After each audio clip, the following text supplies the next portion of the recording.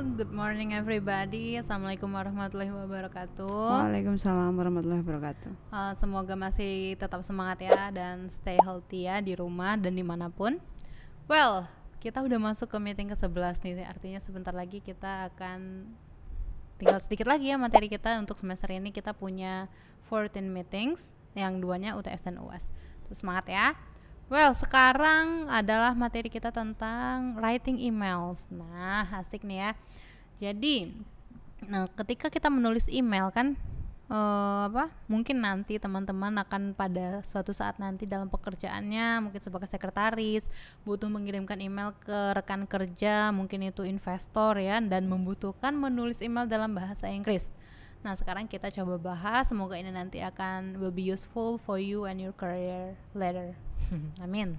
Ini pasti digunakan, Miss. Soalnya kenapa? Tugas dua kan ini. Jadi harus diperhatikan benar-benar ya teman-teman ya. Ini soalnya penting nanti. Latihannya ya, latihan untuk sebelumnya nanti diterapkan lagi. Iya. Well. Nah, katanya how to write a good email, bagaimana menulis email yang bagus. Kalau ada yang bilang bagaimana menulis email yang bagus, berarti selama ini ada yang menulis email nggak bagus nih. Iya.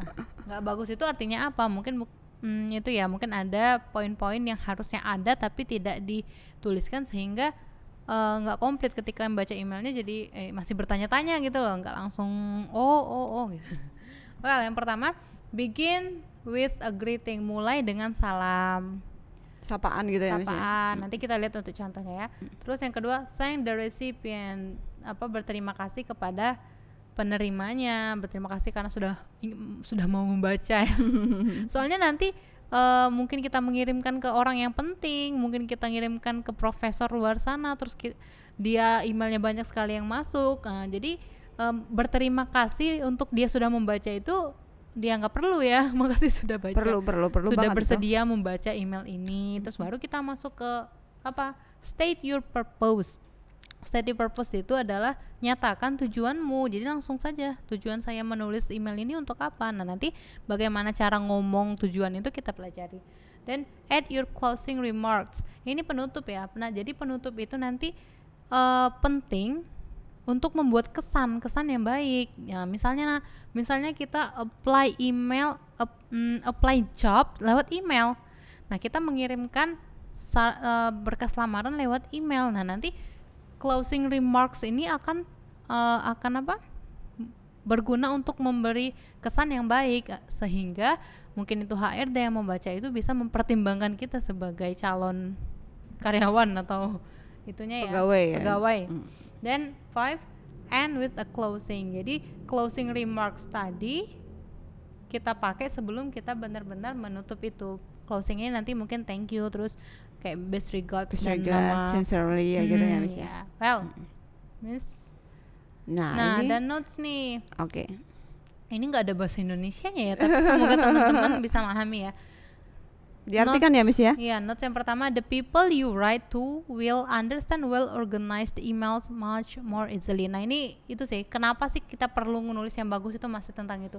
Jadi, ketika kita nulis well-organized itu artinya email yang dalam susunan yang tepat. Nah, orang itu akan lebih mudah memahami. Jadi nggak misalnya langsung tujuan terus nanti baru terima kasih, ya agak pusing ya bacanya. Nah, kalau nggak ditukar-tukar mungkin, iya, greetingnya malah terakhir kan aneh banget toh. Iya, jadi will understand much more easily, lebih mudah dipahami.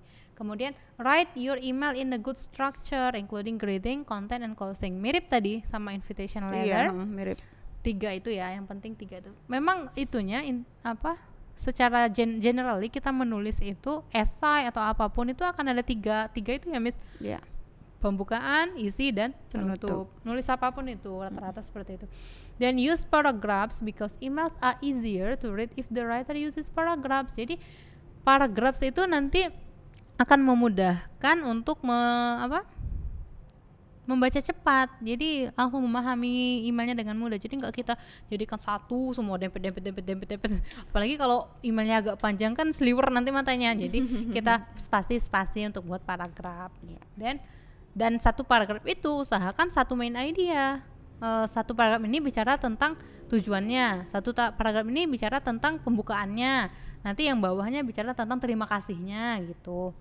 Then a paragraph in an email is often 2 or 3 sentences long. Jadi nggak panjang-panjang, antara 2 sampai 3 paragraf saja. Walaupun 3 kalimat, Miss. 3 kalimat. Misalnya tadi bilang 3 paragraf. Oh iya. Oh iya. Dan jadi walaupun dia email ini lebih banyak dari memo, tapi dia tetap nggak panjang-panjang banget ya. Then each paragraph starts on a new line. Jadi semua paragraf itu kita awali dengan baris baru. Yang terakhir, when you start writing about a new topic, you can start a new paragraph. Itu tadi yang saya bilang ya. Jadi satu paragraf itu consists of one topic only. Jadi nggak campur-campur. Yang paragraf ini ngomong tentang tujuan, udah nanti kita beralih ke topik lain, kita awali dengan paragraf yang baru gitu. Iya. Kalau jadi satu pusing ya Miss ya nanti. Bingung nanti isinya itu apa. Memahami. Nah, sekarang writer purpose ya, tujuan si penulis itu. When you write an email, you need to make clear why you are writing. Jadi ketika kita menulis email itu kita harus jelas. Jadi tujuannya itu mau ngapain gitu loh. Jadi jangan disembunyi-sembunyikan gitu, nggak bagus nanti. Mah bingung jangan ya. Jangan bertele-tele juga. Iya, jadi harus to the point gitu. Alasan menulis email ya. You can do this by using the phrase I'm writing to, saya menulis untuk bla bla bla. Saya menulis untuk meminta. Ini ya contohnya ya yang I'm writing to ask for further details about. Itu maksudnya adalah saya menulis untuk menanyakan detail lebih jauh tentang apa ya? Pembelian saya, misalnya kayak gitu. Lalu contoh yang lain, I'm writing to inform you that my new address is. Nah, itu saya menulis untuk memberitahumu bahwa alamat baruku di sini gitu. Ini misalnya ini untuk apa ya Miss ya? Untuk teman lama mungkin ya Miss ya, bisa. Rekan kerja juga. Rekan kerja juga bisa. Lalu yang contoh yang ketiga, I'm writing to complain. Wah, ini kalau udah dapat surat kayak gini udah deg-degan yang baca. Mau dikomplain saya gitu. I'm writing to complain about your customer service. Nah, saya menulis untuk mengkomplain, untuk mengajukan komplain tentang customer service gitu. Kayaknya ini nggak bagus. Berarti yang dikirim email ini di atasannya customer service ya, karena dia mau komplain tentang bawahannya ini. Mungkin si apanya ya, manajernya mungkin. Nah itu. Lalu yang contoh yang keempat, I'm writing to say thank you very much for all your hard work. Nah, thank you letter ini ya, berarti untuk mengucapkan terima kasih gitu. Ya nanti kalau masih ada waktu ya kapan-kapan kita bahas thank you letter ya Miss ya. Ya. Lalu yang terakhir ini adalah I'm writing to apply for the job as teacher of math at your school. Ini yang paling sering ya ini ya. Applying job. Sekarang kan ini ya kalau mau ngelamar pekerjaan kan jarang ya sekarang yang pakai hard copy gitu kan, jarang kan. Udah nanti bayar biaya kirim, udah ngeprint dulu kan ya, mending pakai dibuang lagi. Iya makanya nggak dipanggil lagi. Mending pakai email aja yang murah, praktis ya, cepet kan. Nah, saya menulis untuk melamar pekerjaan sebagai guru matematika di sekolahmu. Nah, ini contohnya ini. Nah, gimana Miss ini Miss? Nah, ini look at this example email to colleges. Contoh email ke kolega. Kolega itu rekan ya, rekan sejawat. Iya. Rekan lah. Nah, ini kita lihat per paragraf. Oh, tadi katanya paragrafnya 2 or 3 sentence long, ternyata bisa sih sampai 5 paragraf. Tapi sedikit-sedikit aja tulisannya, jangan banyak-banyak. Yang satu paragraf itu paling itu tadi 2 sentences long. Jadi satu paragraf itu 2 sampai 3 kalimat saja, jangan sampai kayak novel. Ini malah cuma satu semua ini kayaknya Miss. Iya. Satu paragraf satu aja. Jadi ternyata tidak dibatasi ya. Intinya ternyata mau 1 kalimat, 2, 3 kalimat, asal nggak terlalu panjang banget. Yang pertama, paragraph 1, greeting. Dear all, thanks to everyone who sent me their availability. Dear all berarti tujuannya ke semuanya. Semua yang baca. Ya, terima kasih kepada semua orang yang telah mengirimkan saya their availability itu apa? Kesanggupan mereka ya? Iya, kesanggupan untuk hadir mungkin di sini. Iya, kita lihat lagi. Paragraph 2, reason for writing. Kalau tadi dia greeting, sudah menyapa, terus sekarang tujuan, reason for writing, alasannya nulis itu. Based on the information I received, I'd like to invite you to our first meeting on Tuesday 21st February from 14:30 to 15:30 in the small conference room. Nah, ternyata tadi kan dia bilang terima kasih untuk kesediaan apa? Ternyata dia mengundang I would like to invite you, aku mau mengundang kamu ke our first meeting, ke pertemuan pertama kita pada hari Selasa 21 Februari jam 2:30 sampai jam 3:30 di small conference room. Jadi intinya isinya itu walaupun email, walaupun tertulis itu adalah sama dengan invitation letter tadi, ya kan? Ada greetingnya, ada kontennya tadi place, date, occasionnya. Nah, yang ketiga ada request, paragraf 3 dia request, please make sure you have read the agenda carefully before the meeting, as well as the briefing documents that I sent on Monday, attached again for your reference. Nah, dia mengingatkan dan meminta untuk para kolega tadi yang menerima email itu untuk membaca agenda yang sudah dikirimkan sebelumnya. Dan iya, tadi itu katanya reference tentang dokumennya itu sudah di-attach lagi ya, udah dilampirkan.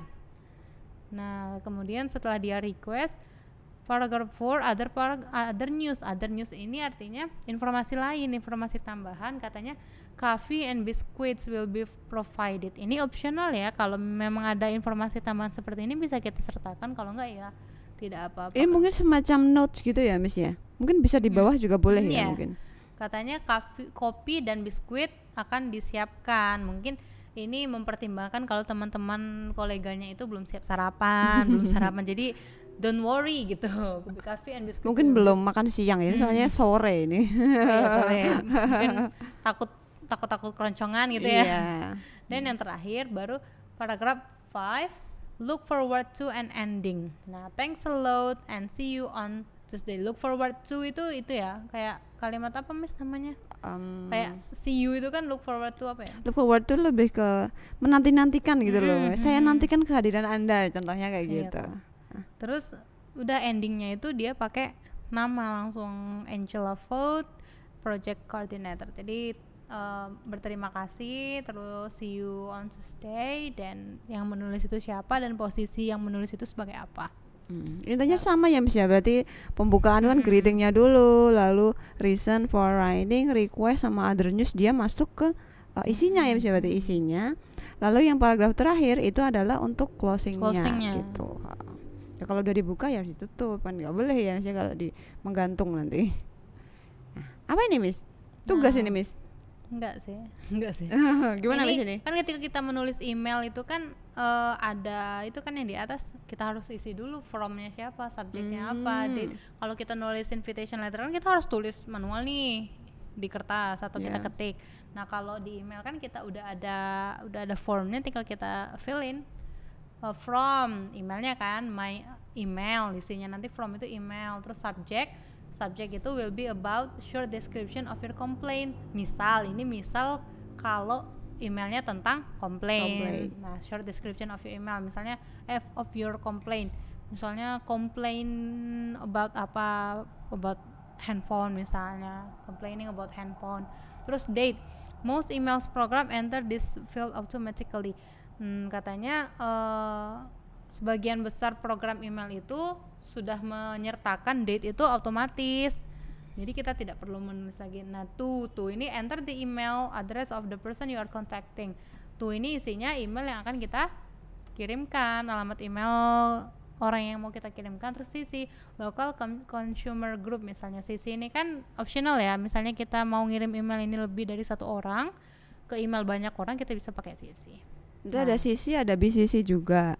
Jadi kalau di dalam form ini itu biasanya yang sudah otomatis itu adalah form sama date ya, misalnya form itu biasanya udah otomatis.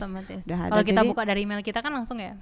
Jadi yang perlu diisi itu hanya subjeknya, lalu siapanya, lalu CC-nya kalau ada. Kalau nggak ada ya nggak usah. Gitu. Nah, ini adalah contoh the example of email for complaining. Panjang banget Miss ini Miss. Ini kita baca dikit-dikit aja. Iya, ini kan dear bla bla bla gitu. Dear ini adalah pembukaannya dulu. Dear Contohnya siapa ya? Diary. Wah, bukan Miss itu nulis diary itu. Ini Dear yang mau kita kirimin surat maksudnya. Ini bukan surat ya. Kontak Yang mau person. kita kirimin Ini kan email. kita tadi komplain kan. Nah, Dear-nya itu ke kontak person, misalnya produknya itu. Iya, yang ini produsennya gitu ya Miss ya. Nah, on bla bla bla date, misalnya on Tuesday tanggal berapa Miss kira-kira Miss? 4 April 2020. I bought apa ini? Saya membeli sebuah handphone. Wah, contohnya gitu. I made this purchase at. Nah, sebutkan dulu saya membelinya itu Di toko mana? Di toko mana, kapan, tempatnya di mana? Maksudnya alamat tokonya itu di Mungkin mana? cabangnya ya. Kemudian kalimat yang selanjutnya di bawah ya, unfortunately. Nah, ada kata unfortunately itu pasti negatif itu udah. Sayangnya your product has not performed well. Ternyata HP yang dibeli tadi itu tidak berfungsi dengan baik, makanya dia mau komplain kan. Nah, because karena apa? Ternyata dia bisa mati sendiri, terus nggak bisa nyala lagi ya, contohnya kan gitu. Jadi yang perlu disebutkan itu adalah topiknya itu apa, yang mau kamu komplain itu apa, lalu kamu belinya di mana. Maksudnya untuk membuktikan bahwa itu tuh ya bener gitu loh perusahaannya. Lalu kenapa kok kamu komplain? Nah gitu, ternyata dia produknya itu tidak berfungsi dengan benar. Nah yang selanjutnya gimana Mas ini Mas? Nah terus katanya to resolve the problem, untuk mengatasi masalah ini I would appreciate your bla bla bla. Nah I would appreciate ini tuh komplain tapi dalam itu ya, dalam polite ya, sangat polite ya dia. Iya, kalau komplain harus polite pokoknya. Untuk mengatasi masalah ini I would appreciate your bla bla, state the specification you want. Jadi saya akan mengapresiasi bila Anda misalnya menukar HP ini dengan yang baru. Iya, contohnya gitu. Berarti I would appreciate your willingness to change my handphone with the new one. Misalnya, saya akan mengapresiasi kebersediaan Anda untuk mengganti HP ini dengan yang baru misalnya.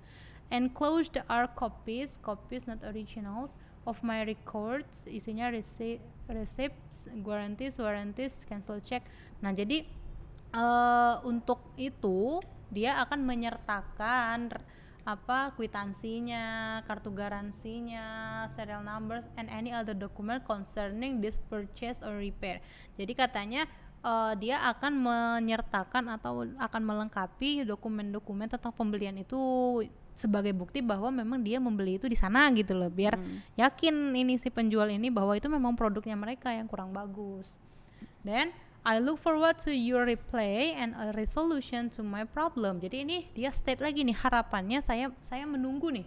Saya menunggu balasan dan solusi dari masalah ini. Jadi jangan diabaikan ini email maksudnya.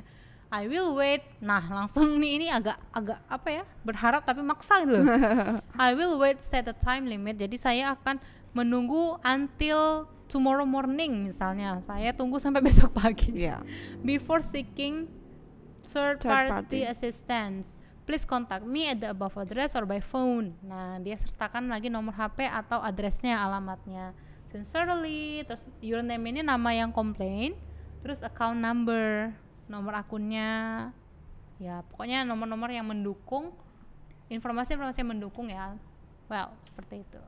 Ya, ini adalah contoh email for complaining ya, bisa berarti ini adalah teman-teman bisa diperhatikan ya, ini adalah contoh untuk tugas kedua ya. Ini contohnya, tapi nggak harus sama, tapi intinya itu ini ada pembukanya, lalu komplainnya kenapa, kemudian ada ini ya juga closingnya, terus jangan lupa ada sincerely atau best regard yang terakhir itu, lalu namanya siapa gitu. Nah ini contohnya, nanti di Google Classroom atau mungkin di pertemuan offline yang selanjutnya nanti kita bahas lebih lanjut ya Miss ya ini untuk yang tugas kedua nanti.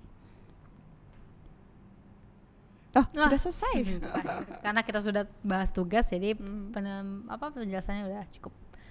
Well guys, I think that's all enough for our 11th meeting. Hopefully you can understand it well, and if you have any question, we will discuss it in our online class. So see you next week. Thank you so much. Assalamualaikum warahmatullahi wabarakatuh. Waalaikumsalam warahmatullahi wabarakatuh. Dadah.